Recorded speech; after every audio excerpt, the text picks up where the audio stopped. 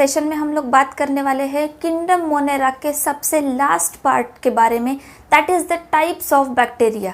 हमने kingdom Monera का structure और हैबिटेट पढ़ लिया है, साथ में मोड ऑफ न्यूट्रिशन भी कंप्लीट किया है, मोड ऑफ रिप्रोडक्शन भी हमने पढ़ लिया है। तो आज हम लास्ट पार्ट के बारे में पढ़ने वाले हैं, that is types of bacteria with their examples. अगर आपने पहले की वीडियोज़ नहीं देखे हैं तो आपको देखना चाहिए, क्योंकि because today we are completing the kingdom Monera and next section में हम लोग स्टार्ट करेंगे kingdom protista.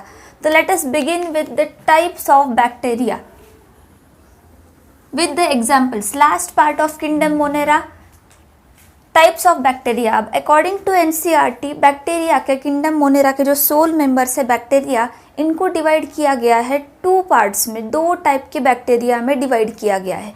One is the archaebacteria and second one is the you bacteria.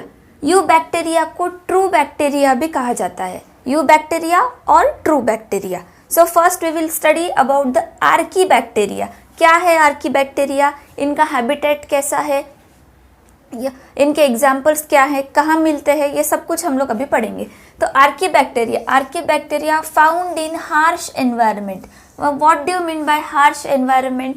ऐसा एनवायरनमेंट कि जहाँ पे नॉर्मल लिविंग ऑर्गेनिजम्स सर्वाइव नहीं कर सकते, ऐसे एनवायरनमेंट को हम कहेंगे कि हार्श एनवायरनमेंट। अगर फॉर एग्जांपल ह्यूमन बींग्स हो, एनिमल्स हो, या कोई भी अगर दूसरे लिविंग ऑर्गेनिज्म, लिविंग एंटाइटी हो, अगर हम उन्हें हार्श एनवायरनमेंट में छोड़ देंगे तो they can't survive, they will surely die.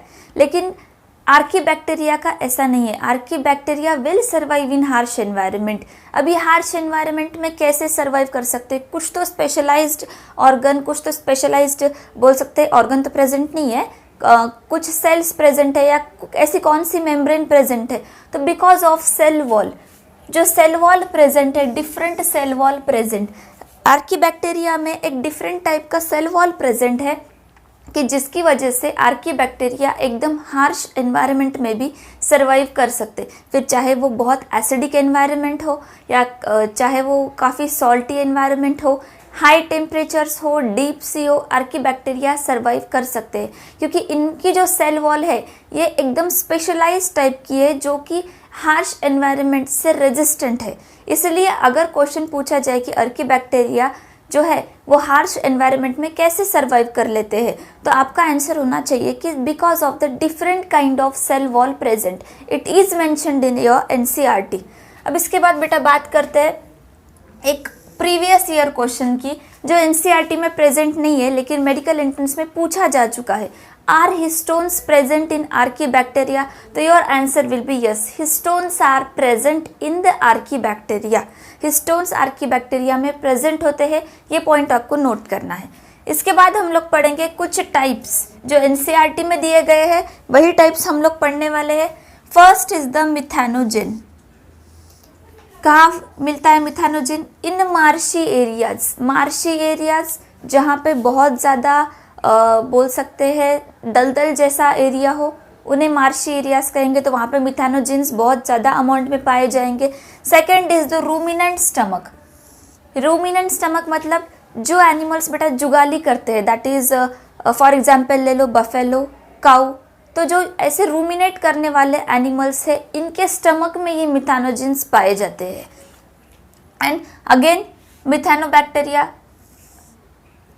Found in the biogas plant. Biogas plant में हम सबको पता है कि काउडंग से बायोगैस बनाया जाता है, तो वहाँ पे भी मिथेनोबैक्टीरिया और मिथेनोजेंस प्रेजेंट होके जिसके वजह से मीथेन गैस रिलीज होगा। तो because of this methanobacteria methane gas is formed in the biogas plant. Biogas plant में काउडंग के यूज से बायोगैस बनाया जाता है, that is your methane CH4। और ये मीथेन किस वजह से बन रहा है? तो बिकॉज ऑफ द मिथेनोबैक्टीरिया और मिथेनोजेंस प्रेजेंट इन इट। इसके बाद देखते हैं second example is the halophiles. Halophiles ऐसे बैक्टीरिया है कि जो हाई सॉल्ट कॉन्सेंट्रेशन में सर्वाइव कर सकते हैं। इसी को हार्श एनवायरनमेंट कहा जाता है, कि जैसे कि नॉर्मल ऑर्गेनिज्म को अगर हाई सॉल्ट कॉन्सेंट्रेशन में छोड़ दिया जाए तो definitely it will not survive, but archaebacteria survive करते हैं। 2 to 5 मोलार के सॉल्ट कॉन्सेंट्रेशन में भी आर्कीबैक्टीरिया सर्वाइव कर सकते हैं। इसलिए इन्हें क्या कहा जाता है कि हैलोफाइल्स। जो प्लांट्स है, जो ऑर्गेनिजम्स सॉल्टी एरियाज में जहाँ पे बहुत ज़्यादा सॉल्ट का अमाउंट है वहाँ सर्वाइव कर लेंगे, उन्हें हम हैलोफाइल्स कहेंगे। तो these are the second example of halophiles found in high salt concentration. Salt concentration कितना होना चाहिए? Up to 2 to 5 molar salt concentration. Third is the thermoacidophile. Thermoacidophile यहाँ पे हाई टेम्परेचर और हाई एसिडिक एनवायरनमेंट में bacteria survive करेंगे। तो temperature कितना होगा बेटा? High temperature up to 80 degree Celsius, 80 degree Celsius तक का हाई टेम्परेचर होगा। पीएच कितना होगा? 2, पीएच 2 है, that means the most acidic condition. जितना पीएच कम है उतना ही एसिडिक कंडीशन ज़्यादा होती है। तो हाई टेम्परेचर और हाई एसिडिक कंडीशन में पाए जाने वाले बैक्टीरियाज को हम क्या बोलेंगे? Thermoacidophiles. Thermo that means temperature, high temperature. Acidophiles that means the bacteria surviving in acidic condition. तो इसे कहेंगे हम थर्मोएसिडोफाइल्स। बेस्ट एग्जाम्पल आपको याद रखना है थर्मस एक्वेटिकस।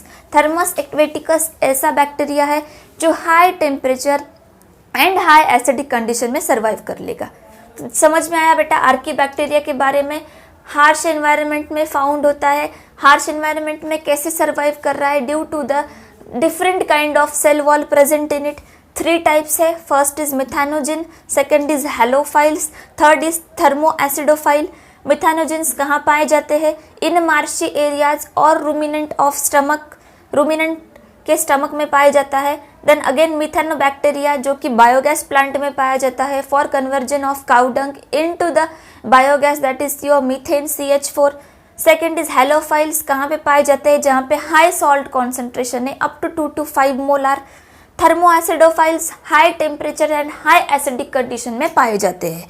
अब हम लोग बात करेंगे यू बैक्टीरिया की। यू बैक्टीरिया और अल्टरनेटिवली हम इसे कहेंगे ट्रू बैक्टीरिया। तो इसका फर्स्ट एग्जाम्पल है बेटा साइनोबैक्टीरिया।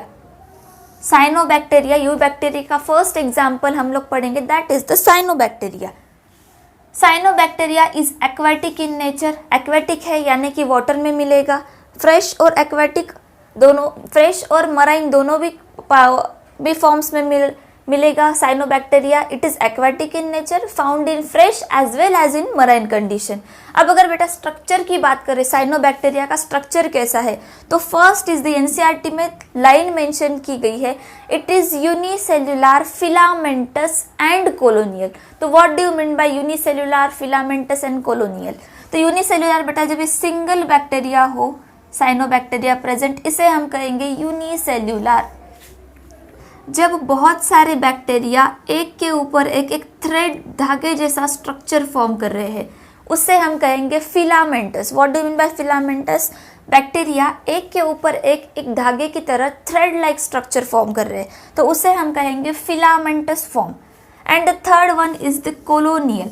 बहुत सारे बैक्टीरिया जब एक साथ आकर ग्रुप में एक कॉलोनी फॉर्म करते हैं, तो उसे हम कहेंगे colonial. Unicellular, filamentous and colonial. अब ये जो फिलामेंटस एंड कोलोनियल जो फॉर्म है, इनके बाहर बेटा एक म्यूसिलेजिनस शीथ प्रेजेंट होती है। म्यूसिलेजिनस शीथ का मतलब एक चिपचिपी सी एक लेयर प्रेजेंट होती है फॉर देयर प्रोटेक्शन, तो इसको हम कहेंगे म्यूसिलेज। ये आप बाहर देख सकते हैं, आउटर लेयर प्रेजेंट है in colonial as well as in filamentous form. तो एक इसे लेयर को कहा जाता है, चिपचिपी लेयर को हम कहेंगे म्यूसिलेज शीथ और म्यूसिलेज लेयर। आया समझ में बेटा? अब इसके बाद एनसीईआरटी में आपको स्क्रीन पे एक डायग्राम दिख रहा है जो कि नॉस्टॉक का दिया गया है। तो इस डायग्राम में आप देख सकते हैं म्यूसिलेज शीथ प्रेजेंट है, एक फिलामेंटस फॉर्म में सेल्स अरेंज्ड है बैक्टीरिया के। इसके बाद अगर इसके पिगमेंट्स की बात करें तो बेटा इसमें क्लोरोफिल ए पिगमेंट प्रेजेंट है। ये आपको ये याद रखना है, ये पॉइंट हाईलाइट कर लो। एनसीईआरटी में भी मेंशन किया गया है कि chlorophyll A is present in cyanobacteria. Chlorophyll A present है, दैट मीन्स ये फोटोसिंथेसिस कर सकता है। क्लोरोफिल बी प्रेजेंट नहीं है, अगर ऑप्शन में chlorophyll A and chlorophyll B दोनों दिया है तो वो आपको टिक नहीं करना है। Only chlorophyll A is present, only chlorophyll A is present. अब सेल वॉल की बात करें तो बैक्टीरिया के सेल वॉल किस चीज़ से बनी रहती है, तो दैट इज पेप्टिडोग्लाइकन। याद रखना है, बैक्टीरिया की सेल वॉल बनी होती है मटेरियल नोन एज पेप्टिडोग्लाइकन। अब स्टोरेज, अब क्लोरोफिल ए पिगमेंट तो साइनोबैक्टीरिया में पाया जा रहा है। अब स्टोरेज कौन से फॉर्म में स्टोर करेगा फूड, तो that is the cyanophycin granules. Cyanobacteria में जो स्टोरेज है वो कौन से फॉर्म में है, तो साइनोफाइसिन ग्रैन्यूल्स के फॉर्म में। ये क्वेश्चन भी पूछा जाता है, आपको नोट करना है पॉइंट कि स्टोरेज कौन से फॉर्म में है, तो साइनोबैक्टीरिया में साइनोफाइसिन ग्रैन्यूल्स। अब एग्जाम्पल देखेंगे बेटा साइनोबैक्टीरिया के, तो first is the nostoc, second is the anabaena, third is the spirulina, fourth is the oscillatoria. According to NCERT, nostoc and anabena mentioned है, लेकिन मिनरल न्यूट्रिशन चैप्टर में आप देखोगे तो स्पिरुलिना एंड ऑसिलेटोरिया भी दिया गया है। तो आपको ये चारों एग्जाम्पल याद ही रखना है। अब इनमें की एक स्पेशलिटी है, ये जो साइनोबैक्टीरिया है, नॉस्टॉक, एनाबेना, स्पिरुलिना और ऑसिलेटोरिया, इनमें एक स्पेशलाइज्ड सेल पाया जाता है जिन्हें कहते हैं हेटेरोसिस्ट। प्रीवियस ईयर में पूछा जा चुका है, अंडरलाइन कर लो, एनसीईआरटी में इंपॉर्टेंट क्वेश्चन है। तो नॉस्टॉक, एनाबेना, स्पिरुलिना और ऑसिलेटोरिया में कौन सा स्पेशलाइज्ड सेल पाया जाता है, तो उसका नाम है हेटेरोसिस्ट। हेटेरोसिस्ट पाया जाता है। अब इस हेटेरोसिस्ट स्पेशलाइज्ड सेल का फंक्शन क्या है, to fix the atmospheric nitrogen. जो एटमॉस्फेयर में नाइट्रोजन प्रेजेंट है उसका फिक्सेशन करने का काम कौन करेगा, तो ये हेटेरोसिस्ट नाम के स्पेशलाइज्ड सेल्स करेंगे। यहाँ पे टू फिक्स नाइट्रोजन। आपको एनसीईआरटी में डायग्राम दिया गया है ऑफ द नॉस्टॉक, उसमें आपको हेटेरोसिस्ट के स्पेशलाइज्ड सेल्स दिख सकते हैं। अब नाइट्रोजन फिक्स कर रहा है, that means in specialised cells में हेटेरोसिस्ट में क्या प्रेजेंट है, आई मीन कौन सा एंजाइम प्रेजेंट है, तो नाइट्रोजिनेज। अब हेटेरोसिस्ट में नाइट्रोजिनेज प्रेजेंट है, दैट मीन्स वहाँ पे ऑक्सीजन प्रेजेंट नहीं रहेगा। ये आपने मिनरल न्यूट्रिशन में पढ़ा है कि जब हेटेरोसिस्ट में नाइट्रोजिनेज प्रेजेंट है तो नाइट्रोजिनेज के साथ ऑक्सीजन प्रेजेंट नहीं रहेगा। तो हेटेरोसिस्ट सेल में ऑक्सीजन एब्सेंट होता है, नाइट्रोजिनेज एंजाइम प्रेजेंट है जो कि हेटेरोसिस्ट को हेल्प करेगा नाइट्रोजन फिक्सेशन करने में एटमॉस्फेयर में। तो ये आपको एग्जाम्पल्स याद रखने हैं। 4 examples, nostoc, anabaena, spirulina, Oscillatoria, fix atmospheric nitrogen. अब यू बैक्टीरिया का फर्स्ट पार्ट तो हमने पढ़ लिया, दैट इज साइनोबैक्टीरिया।